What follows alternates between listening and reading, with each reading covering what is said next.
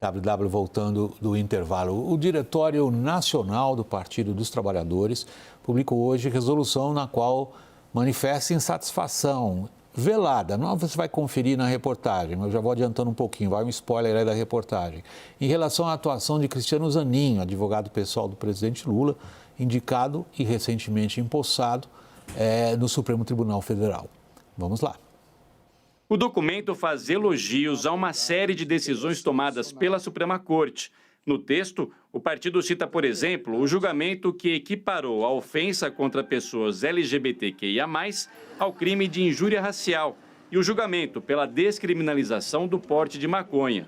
Os votos contrários de Zanin em todas essas ações desagradaram o PT e apoiadores de Lula. Um trecho da resolução diz: no momento em que o Supremo Tribunal Federal deve retomar o julgamento do marco temporal, manifestamos a expectativa de que a Suprema Corte reafirme os direitos dos povos indígenas, como ocorreu em decisões anteriores. Essa expectativa de uma atuação em defesa da civilização é reforçada por recentes decisões e avanços do STF neste sentido. O julgamento sobre a demarcação de terras foi retomado nesta quarta-feira com o voto do ministro André Mendonça.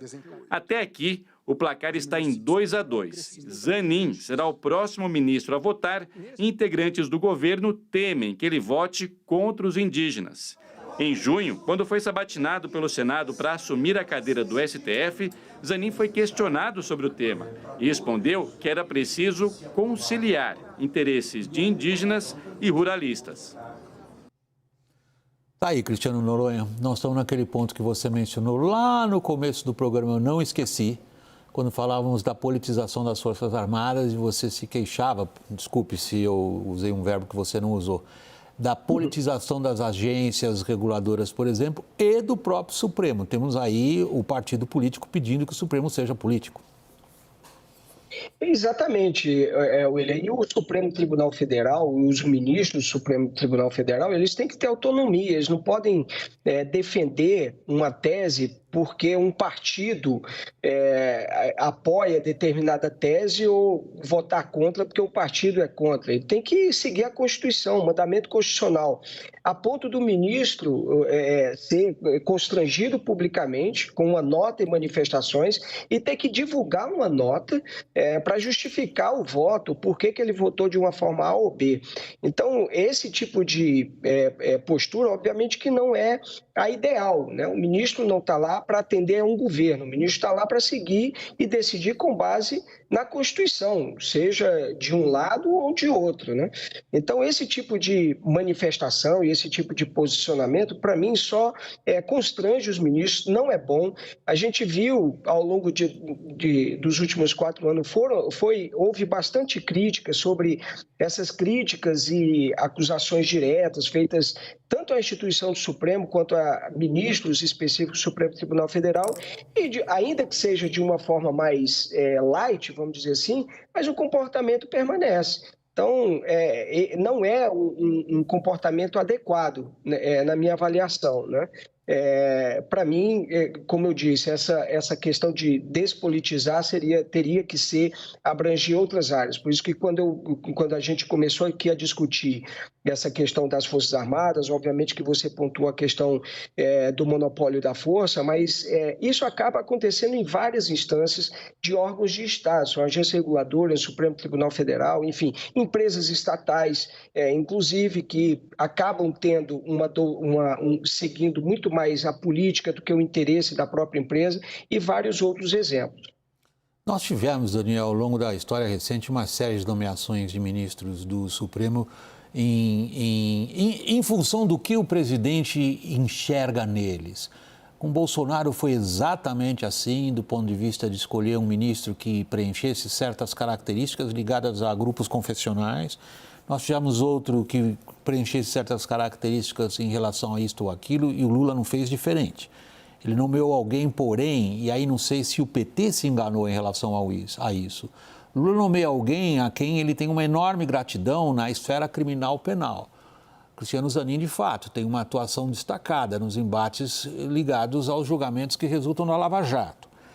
Agora, a partir daí supor que o Cristiano Zanin seja um progressista, na acepção que o PT dá à progressista. Talvez aí seja o erro de origem? Sim, até porque a gente se lembra bem de todo o processo que resultou na sabatina de Cristiano Zanin no Senado Federal, e ele não deixou nenhuma margem para que alguém imputasse a ele uma pecha de progressista. Pelo contrário, ele se desviou de todas as pegadinhas ou de todas as perguntas diretas, mesmo sem armadilhas colocadas pelos senadores, envolvendo posicionamentos sobre seu suposto conservadorismo ou progressismo em temas mais polêmicos da agenda de costumes, aborto, drogas, etc. E, portanto, ele não assumiu nenhum compromisso ali na sabatina publicamente de seguir essa ou aquela posição mais progressista.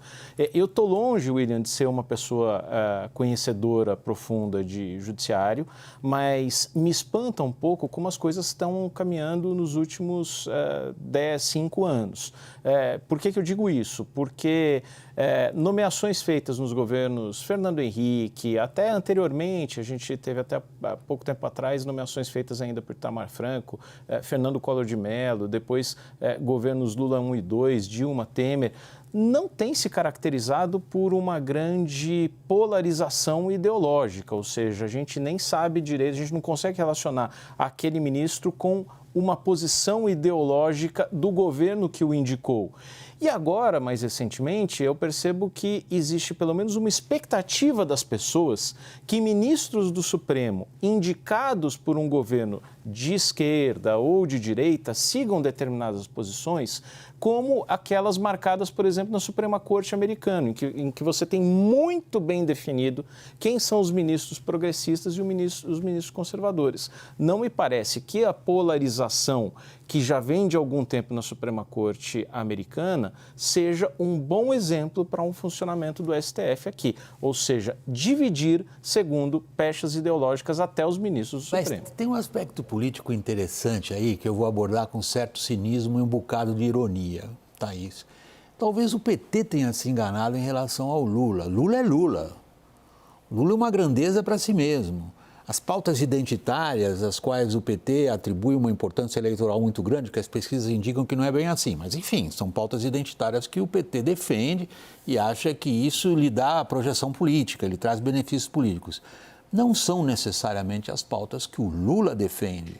No caso da nomeação do Zanin, me parece, isso é uma opinião pessoal minha, que ele recorre a alguém em quem ele tem absoluta confiança, do ponto de vista criminalístico e penal, numa instância fundamental, como a gente viu, que é o STF, para favorecer ou não determinadas carreiras políticas. Não, E aí o PT se engana com o Lula. Talvez o Lula tenha achado que a defesa ao Lula tem o mesmo peso que a defesa à Constituição, né? Que o Zanin teria o mesmo peso e a mesma medida para defender a Constituição, porque é isso que o ministro do Supremo Tribunal Federal faz, que teve para defender Lula das acusações, né?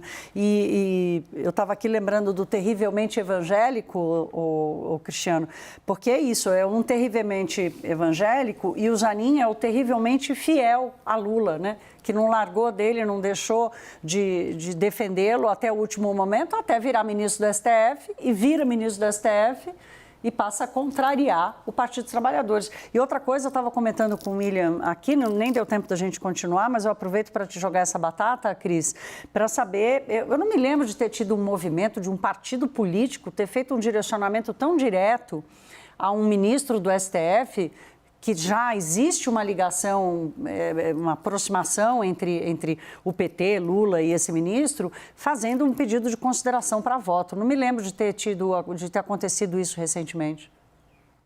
Bom, Thaís, esse tipo de coisa acontece, por vezes, até em matéria fiscal, né? Mas só com outros argumentos, né?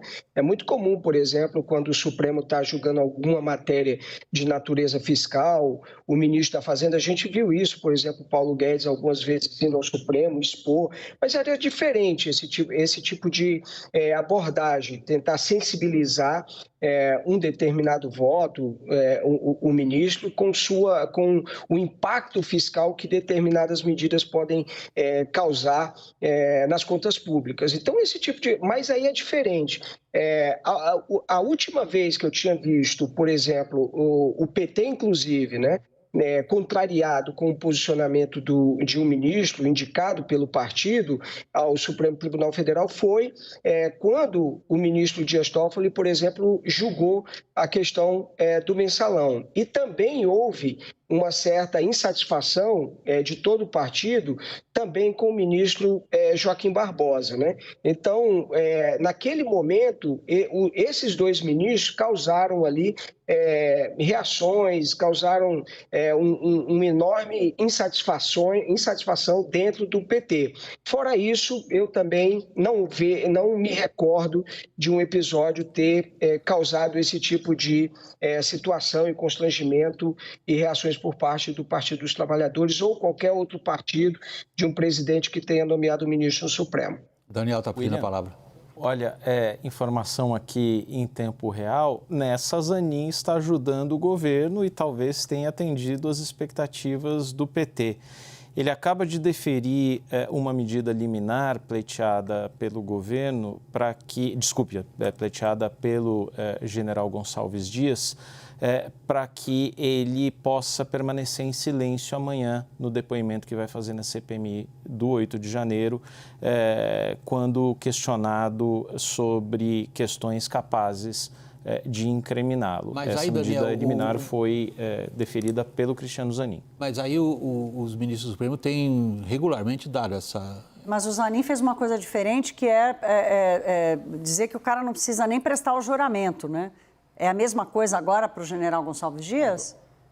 Essa parte da decisão não vi muito aqui de supetão, Thaís, não consegui ver, só me chamou a atenção porque justamente era do personagem ao qual nos referíamos há pouco.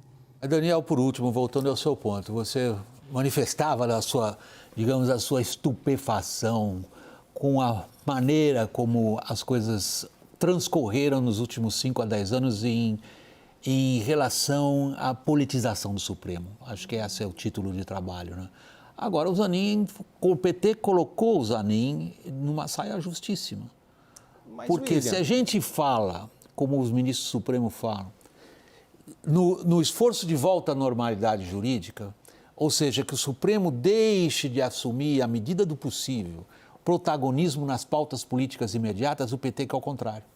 Mas, William, eu vou manifestar estupefação com a estupefação de vocês com relação à resolução do Diretório Nacional do PT, porque ali é o PT falando para dentro, precisa dar uma satisfação para a sua militância. E se a gente for recuperar, por exemplo, uma resolução de maio de 2016, logo após o impeachment, o que diz normalmente o Diretório Nacional? Aprovou lá atrás uma resolução em 2016 que dizia de erros sobre impedir a sabotagem conservadora nas estruturas de mando da PF do Ministério Público, ter deixado de modificar os currículos das academias militares, ter deixado de patrocinar os monopólios da informação, a mídia golpista. Então, tudo isso é uma linguagem muito usada pelo Diretório Nacional que, na verdade, atende muito à militância interna, mas não se reflete tanto em atitudes de governo, pelo menos é o que eu sinto. Daniel, obrigado. Boa noite a você em Brasília. Nosso obrigado especial ao cientista político Cristiano Noronha, vice-presidente da Arco Advice. Cristiano, muito obrigado pela participação aqui conosco. Boa noite. Thaís, obrigado. Boa noite. Essa edição do WW fica por aqui. Boa noite.